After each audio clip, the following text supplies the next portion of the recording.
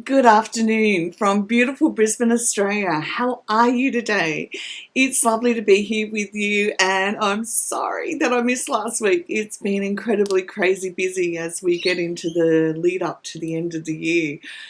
Someone said the other day it's only 55 days until Christmas, and I kind of went, oh, I've got a lot to do. How are you going? Let me know in the comments below. I'd love to know what's happening for you. Are you finding this time of year to be a bit stressful? What do you need to unpack so that you can take your one next step forward?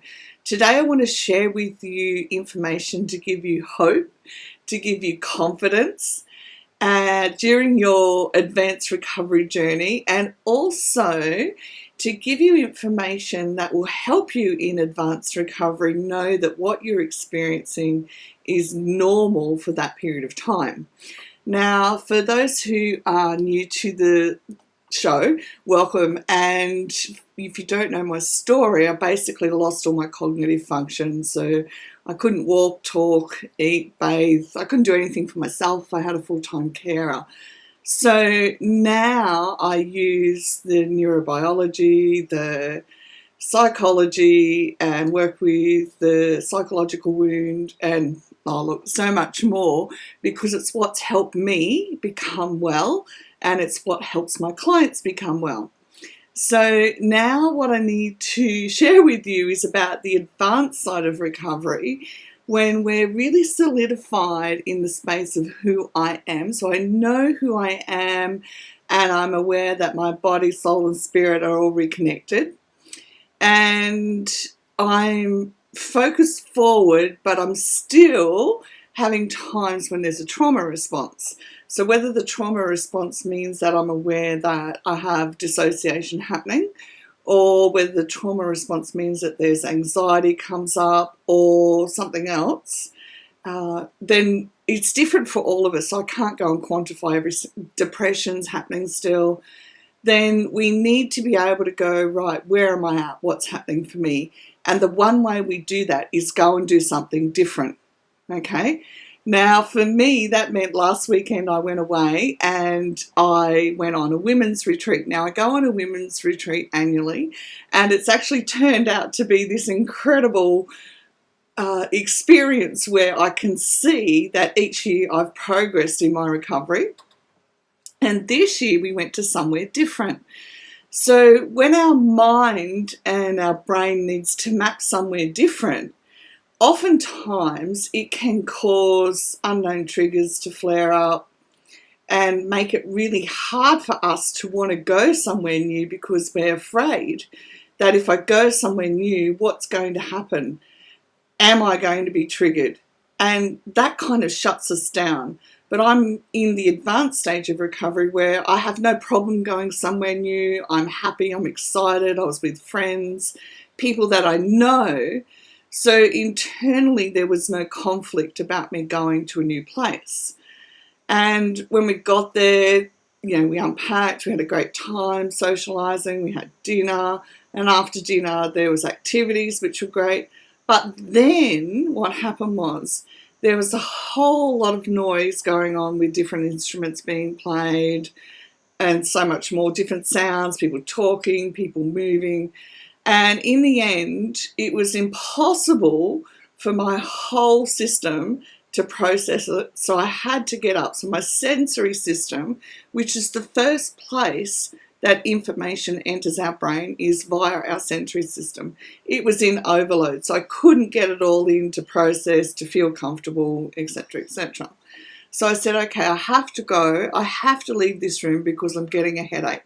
So I did that, and that was great. And then afterwards, everyone came, and not that we have the party room or anything, but everyone came and sat out on the veranda at our place, and there was about 10 of us, and we sat up chatting all night, and it was a wonderful, wonderful time. So even though there was sensory overload, I still felt good in myself. I was able to contain the headache, all right, and then I was able to sit and be with people. Now, these are things that in the past wouldn't have happened. So in the earlier stages of recovery, I would have had to leave, I would have had to go to bed, and I would have fallen asleep straight away. Okay, now these are things that are driven from the brain level. These are not things that are our fault.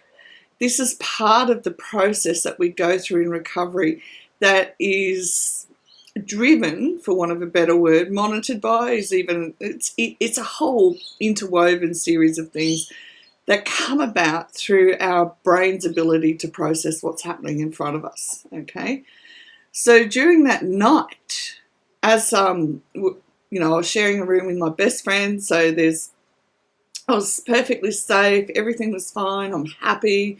We've just spent hours talking together with a group of women who I know and love, and we've had a great time. So when I got up in the middle of the night and then came back to bed and laid down, so I'm in a strange place, in a new bed, with new things happening, and even though who I am feels comfortable, as I lay on that bed that time, I could literally feel my whole nervous system, so from the brain all the way down through my body and back up again, it was on trigger. Okay, so I could feel the fear coursing through me that I'm not in my bed, that I'm not in my home, that I'm with other people, I'm out of my regular routine, and so forth. And as that happened, I went, oh, okay, no problem, and I literally went back to sleep. Now, I'm able to do that now because I'm aware that that trauma response is not who I am. And that's one thing that when we're doing our recovery process, it's really, really important to work towards not only the knowledge, so just having brain knowledge is not enough about trauma. We've got to integrate it into our entire knowing, our system, our experiences. I've got to know that this trauma response is being driven by the brain. It's not being driven by who I am. And it's not something that I have a choice with when it happens, but I do have a choice when I'm going through recovery. And now in the advanced stages, I do have a choice where I can have it separate from who I am. So the next morning I went out, went to breakfast, and everything was fine. I thought everything was fine. We had a great time at breakfast. Who doesn't when it's cooked for you? And then my best friend and I decided we were going to go and do something different in the morning. And we came back to our bedroom to get sorted. I lay down on my pillow just to catch up with some work. Next thing you know, I was out to it. I was asleep. So why does that happen? Why do all of a sudden we can just fall asleep? And we all know what it's like not to be able to fall asleep. And the reason is because when that trauma response goes off internally, it's exhausting, okay? So all that electricity running up and down through your body is actually physically and mentally exhausting, so much so that we pass out asleep, all right? So it's not depression. It's simply having had a trauma response, we are physically, mentally, emotionally, we're just exhausted and we literally fall asleep. An important thing to do at that time too is drink lots of water to help get rid of all the toxins that are flushing out of your body, okay? Now, I wanted to share this with you to give you hope, and so I went on to have a great weekend. I didn't need to separate from any other activities, nothing. When I got home, though, I bought some dinner on the way home, sat down, and I literally fell asleep till the next morning, because this training our brain to go and do something that's normal for most other people, it's like being an athlete who has to learn how to do a new activity. It's exhausting. And our brain is like this computer that's so multi-dimensional and switched on and takes in so much and then brings up so much that in the advanced stages of recovery, what happens is it begins to process anything that's in the amygdala to file it away. So it begins to integrate our experience. So what would happen for me is that I know who I am. I was at peace with what was happening.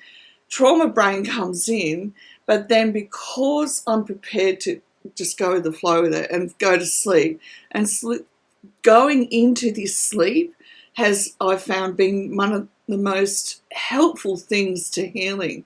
So this isn't a depression sleep. Depression sleep is when we get knocked out and depression is in play, and we can tell the difference because we can't actually get up and do anything. There's no joy. All right. So if the depression trigger's gone off in the brain and there's no joy, that's a whole different kettle of fish. But this trauma brain just going off, but me being happy and settled in who I am, means that the brain is taking time to integrate old stuff, and it's getting used to, the brain is being retrained into the here and now, that I'm safe in the here and now. And that comes with a whole lot of learning around trusting my decisions, feeling confident with who I am and where I'm going in life, understanding that whole internal process for myself. And so when that happens, the brain begins to be retrained. So I wanted to share that with you as part of your journey, to give you hope, to give you confidence to keep facing whatever responses the brain brings up for you, and for you to know that we only need to keep taking just one next step, and it all does begin to come together. I promise it does. As we do the work, it does begin to get better. We do get to become well, and we do get to go through a process of healing from this. All right. I want to encourage you, whether it's me, you see, another trauma case, a psychologist who knows about trauma and understands the neurology, whoever it is that you see that knows and understands this path, have them be confident that you can do this. Okay? Now, the other side of this is when the neurology side is going off and the trauma triggers happening, is it can make us feel like this is really hard. I don't want to do this. I don't want to get up and do the washing. I don't want to get up and attend to whatever it is I've got to do at home. And it can make us feel that way because of all the changes that are going on internally.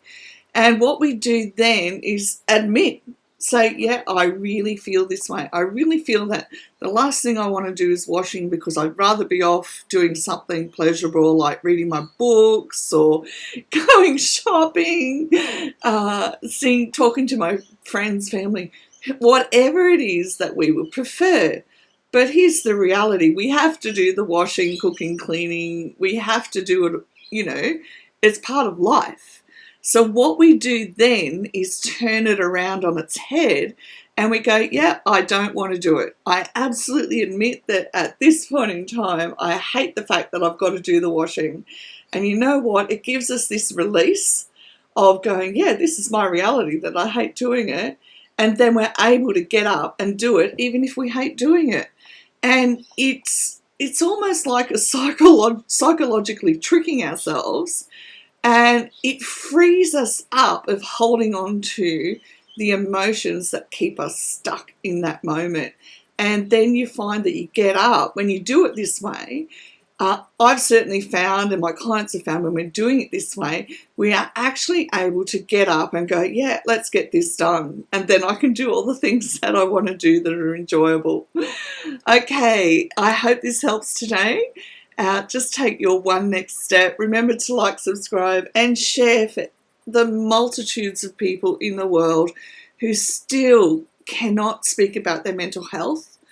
And actually, I need to do a video for you all about how we can talk about our mental health, because so many people, we haven't spoken about it ever, all right? Not in all the generations we've had before us, and even now. So when we're talking about mental health, I realised on the weekend there are a couple of components that we need to include in us talking about it. So we'll talk about that next as well. Have a wonderful day, and let me know how you're going, and I will talk to you soon. Bye for now.